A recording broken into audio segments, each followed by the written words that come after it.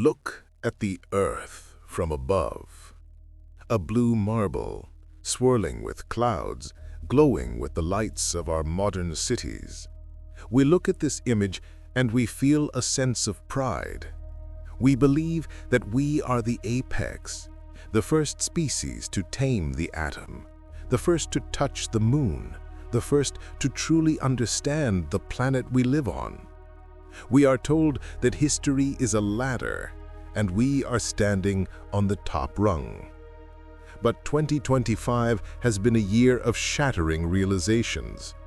While the world was distracted by politics and economics, in the quiet corners of the globe, in the dust of the deserts, the gloom of the deep jungle, and the silence of the ocean floor, archaeologists have been unearthing things that should not exist. This year alone has provided more questions than the last century of science combined. We are not looking at simple pottery or arrowheads anymore. We are looking at anomalies, at impossible engineering, at biology that defies evolution. These discoveries do not fit the timeline. In fact, they break it. They whisper a terrifying possibility that we have been too afraid to speak aloud. What if we are not the first? What if humanity is not a straight line, but a cycle? And what if we are simply the latest version living in the ruins of a superior model? Let us examine the discoveries of 2025 that are rewriting the story of our species. Our journey begins in northern Chad. For thousands of years, this has been one of the most inhospitable places on Earth, a vast, shifting ocean of sand where nothing survives. But this year, a research team using advanced ground-penetrating LiDAR scanners decided to look beneath the dunes. They expected to find perhaps ancient riverbeds or scattered nomadic camps. Instead, they found a metropolis. Buried under 60 feet of silica sand is a network of structures stretching for over 40 kilometers. But it is the shape of these structures that keeps geologists awake at night. They are not organic. They are not the winding, chaotic streets of ancient settlements like Babylon or Thebes. They are rigid. They are mathematical. They are terrifyingly straight. The LiDAR reveals a grid system that rivals modern-day Manhattan. Broad avenues, perfectly aligned with the cardinal directions. Massive, rectangular foundations that suggest buildings of immense height. This was not a village. This was a machine for living. And there is one detail that science cannot explain away. The entire grid is oriented to align with the solar solstice, not of today, but of a sky that existed 15,000 years ago. Who built the city of this magnitude in a green Sahara, only for it to be erased by the sand? It matches perfectly with the legends of the lost cities of the first sun, wiped out in a geological instant.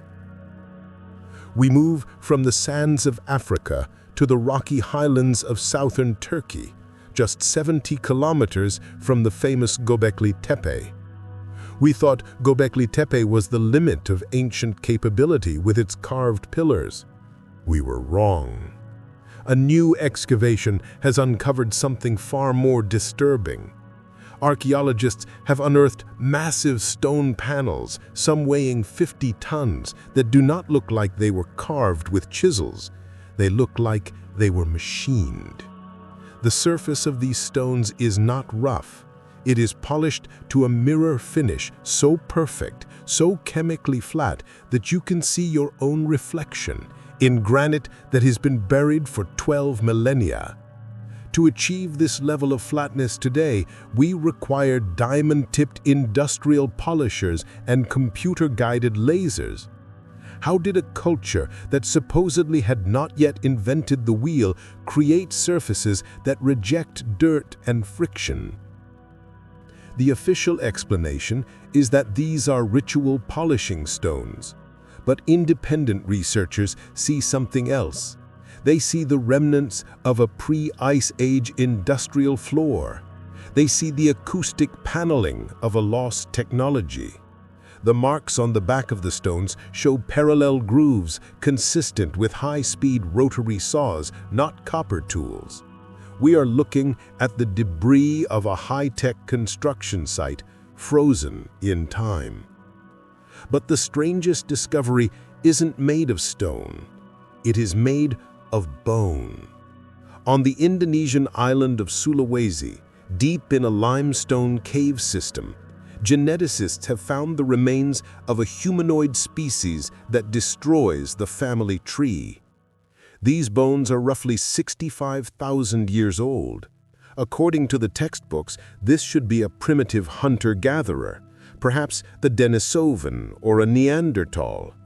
But when they sequenced the DNA, the machines returned an error. The genetic code does not match any known lineage. It is distinct, it is unique, and it is superior. The cranial capacity of this new species is larger than ours. The bone density indicates a being faster, stronger, and perhaps more intelligent than modern humans. The skull shape is not ape-like. It is strikingly modern, perhaps too modern. It lacks the chaotic markers of early evolution. It looks like a finished product. Could this be the physical evidence of a previous model of humanity? A version 1.0 that was perhaps too smart or too dangerous and was removed from the equation? We are looking at a ghost lineage that walked the earth before we were allowed to inherit it. From the caves of Indonesia, we cross the ocean to the dense, impenetrable canopy of the Amazon. We used to think the Amazon was a virgin wilderness. Now we know it is a garden grown over a graveyard. New heavy-duty LiDAR scans have pierced the foliage to reveal a network of thousands of square platforms.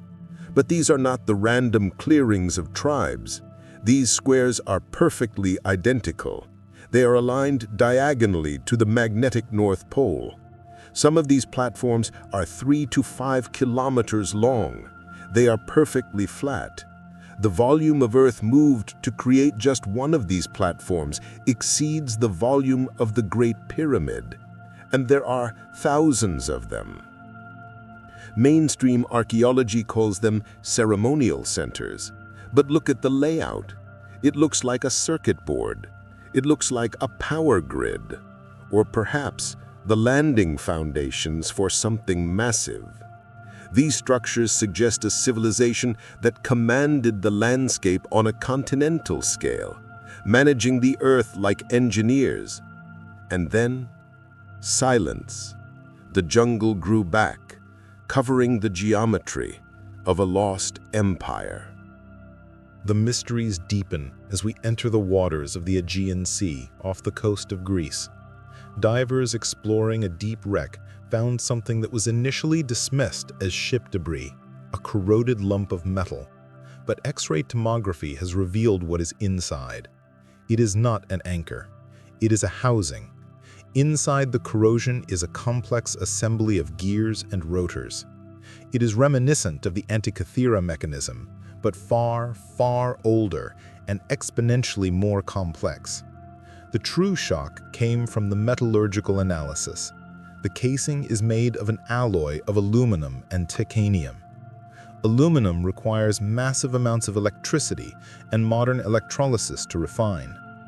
Titanium requires vacuum furnaces to forge. To find these metals combined in an artifact on the seafloor dated to a time when humanity was supposedly just learning to smelt bronze is an impossibility. It implies that the timeline of technology is completely wrong. This is not an astronomical clock.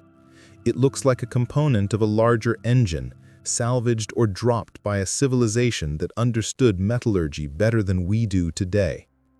Where was this engine built, and what vehicle was it powering? In the frozen expanse of Yakutia, Siberia, drone photography has captured anomalies that are invisible from the ground. Massive circles of stone, ranging from 200 to 700 meters in diameter. These are not erratic boulders left by glaciers. They are composed of stones of identical mineral composition, arranged in perfect rings. Inside these circles, Geiger counters register a significant, unexplained drop in background radiation, while magnetometers go off the charts.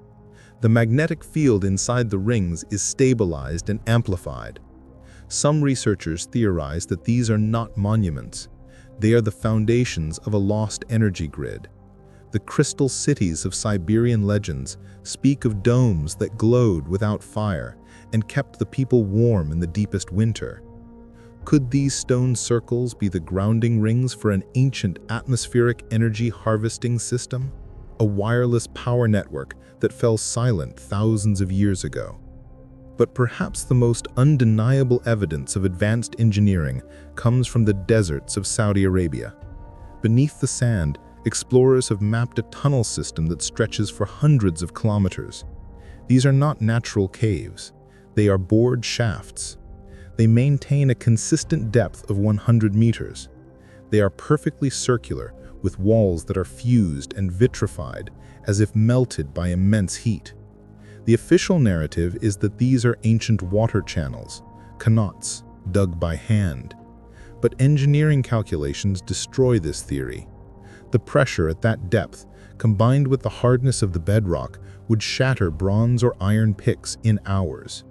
To dig these tunnels by hand would take millions of workers, thousands of years. Yet there are no spoil heaps, no mountains of excavated rock on the surface. The rock was not removed, it was vaporized or compressed into the walls. These tunnels are not for water. Their smoothness suggests airflow, or perhaps the transport of something at high speeds. Are we looking at the subway system of a pre-flood world, or the cooling pipes of a planetary machine? And finally, the most unsettling discovery of the year. A single, small object found in a sealed layer of sediment. A cylinder made of black diorite. It fits in the palm of a hand. Inside the cylinder, there is a spiral groove. At first, it looks like a screw thread, but microscopic analysis revealed that the groove is actually a line of data. It is an engraved channel, narrower than a human hair, containing billions of microscopic pits and deviations.